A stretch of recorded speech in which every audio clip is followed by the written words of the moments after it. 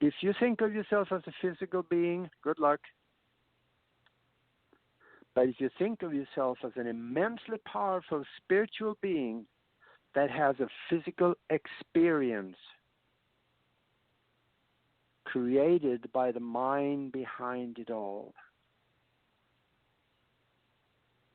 now you are reverting it back to the mind behind it all, which you really are. You are not what you see in the mirror when you walk into the bathroom. That is just a holographically created projection from the mind. So if you know you are that spiritual being that has no limitations and can create anything it wants and project it into the physical existence, why not do it more? I didn't do it until I was 14. But I did learn it, but I didn't have a teacher. But that's, I used to wonder how that was, and then I met Zig Ziglar, and he was really shocked because I came right up on the stage in Houston and shook his hand. And he said, "See you at the top." And I made sure. Now, this wasn't at 14. I'd learned how to do psychic things, but I didn't have anybody to teach me. But I do know what you're talking about. But I would put things into my future. And I don't want to give away all my secrets, Aage, because, you know, we got to save some good stuff. But I'm glad you're here to say all this stuff because you're just confirming a lot of the choices I made that worked for me. And it did. Yeah. And I had different, I guess what would one say, once one lives this, to be as old as I am, one can go back and look at how all that worked. And there were many, many people teaching this, but it wasn't until I got in my late 20s, 28 to 32, before I went into the Navy. But I knew I was going to, but I created it when I was 16 or 17 at NASA, but I couldn't go back then. I had babies and, you know, a husband working at NASA, but I could see my future, and I did visualize it, but I can't tell you when I knew I was going to do it. I knew when I couldn't because I had responsibilities. But I've done all kind of things. People used to ask me all the time how I did so much in life, like your impressive resume. You just don't know you can't do it, and exactly. But tell us when you knew you could do it. I'm being honest. I didn't know I could do it, you know, like practice it till I was a teenager. Did you get that earlier? You studied metaphysics, I read in your notes. I started discovering the power of the mind while I was still back in Europe. When I bought a book from a magician.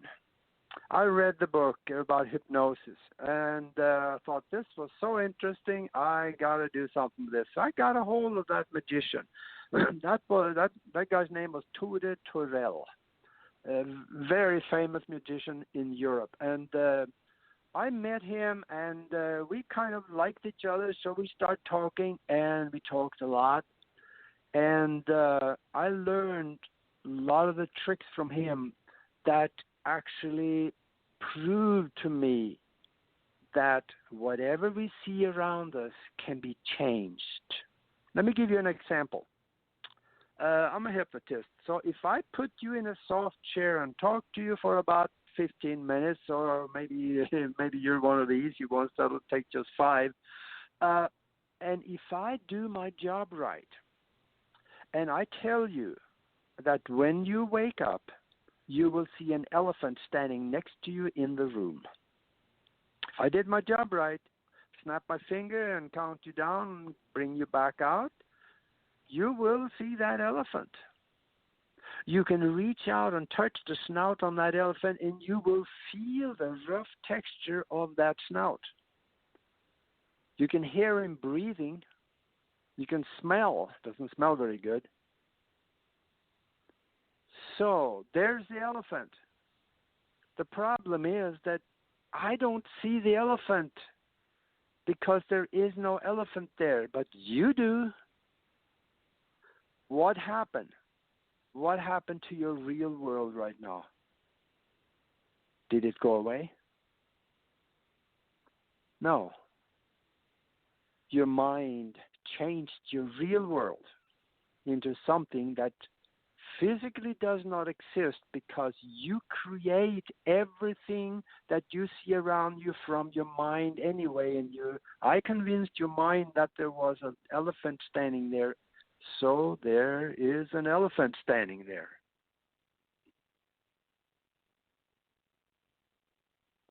Think about that for a second. If you do that under hypnosis, what can you not do?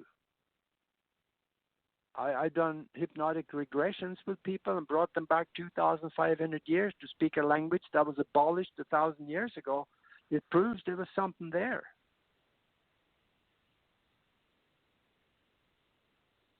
We can create anything we want from our mind if we have convictions and intention enough to make it feel real to us. There is no limitations.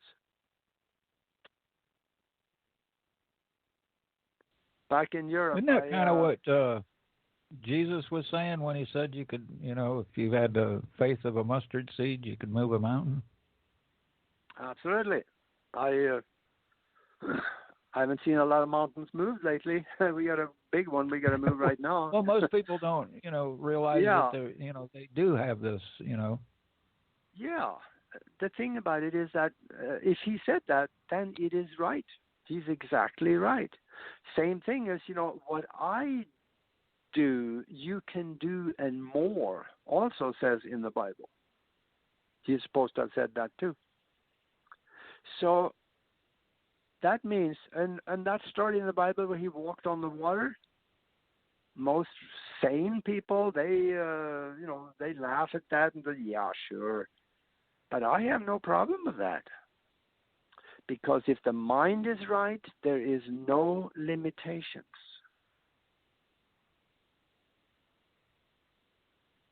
And this man that you know as Jesus, actually his name was Yahshua Beth Halachme. That was the old Hebrew name. Halachme was Joseph's last name.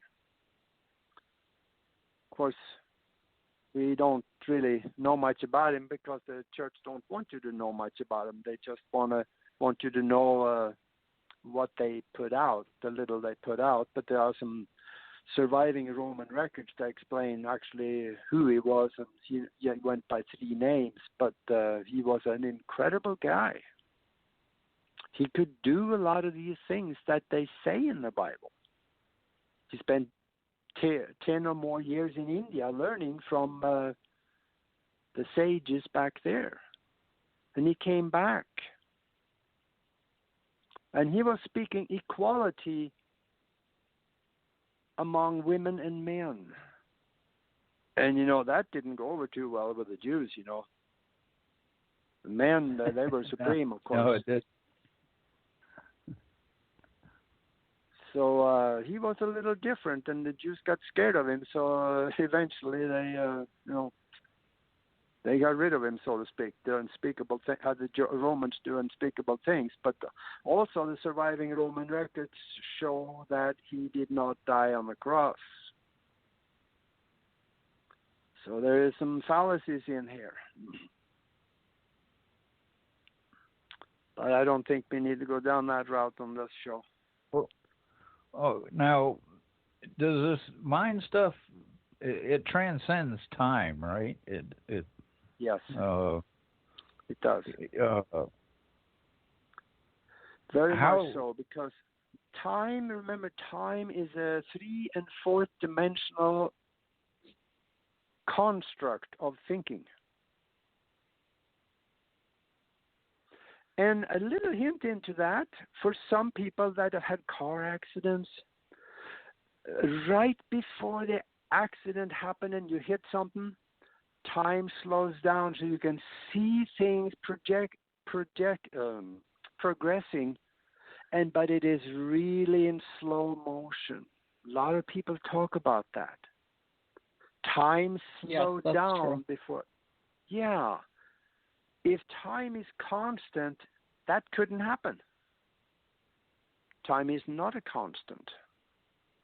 It is a projected commonly accepted norm. So we all go by it. Well, even in physics, fact, it's not a constant because gravity has an effect on it.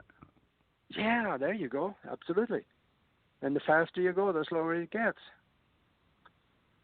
Right. So we have we have quite a few time travelers on Earth, actually. They're called astronauts. When you get into space, there was a Russian that spent, I think, 4 years in space. He slowed down his time by a little over 4 seconds because of the speed, 18,000 miles an hour for 4 years. He slowed down his time 4 seconds. And here's something for you guys to puzzle about. If he is not in the same time sequence when he left, he was slowed down 4 seconds. Why should we be able to see him when he got back? Because we are in the same time sequence. That would have to do with vibration, wouldn't it? Yeah, but time is different. You can think of things that happened, let's say, yesterday. You can't see it anymore because it is gone. Technically, we shouldn't be able to see him. If he slowed down 4 seconds, he will be in a different time sequence. This gets a little involved because time is what we make it. So he was slowed down 4 seconds, but we accept him into this sequence. In fact, did you know that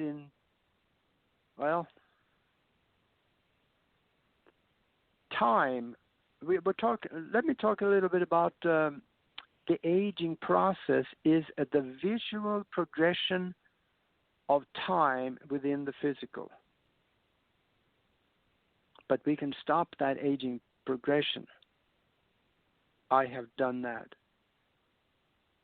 In fact, I am getting physically younger every year. I've started counting backwards now. That feels more comfortable to me. Because in 2009, 3 doctors got the Nobel Prize for discovering an enzyme that reverses the aging process, and nobody told us about it. It is fairly simple. See, science have discovered why we age and why we get older and why we die.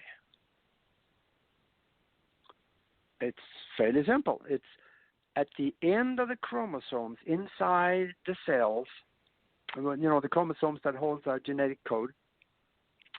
At the end of the chromosomes, there's a little piece, kind of like the end of a shoelace, where it's called the telomeres. And there's a hardened piece, and every time the cell divides, that these telomeres get shorter and shorter and shorter every time that the cell divides. If it is divided so many times that the telomeres are so short or nothing left, then the end of the chromosome start fraying, and the cells, or the chromosomes and the cells, are no longer able to replicate themselves, and we get stuck with old cells in the body, and we get older and older and older until we die. There's a way to stop this, and I'm doing it, and it seems to work for me. 5 years ago, I started looking a little ragged in the ages, and I don't see that anymore.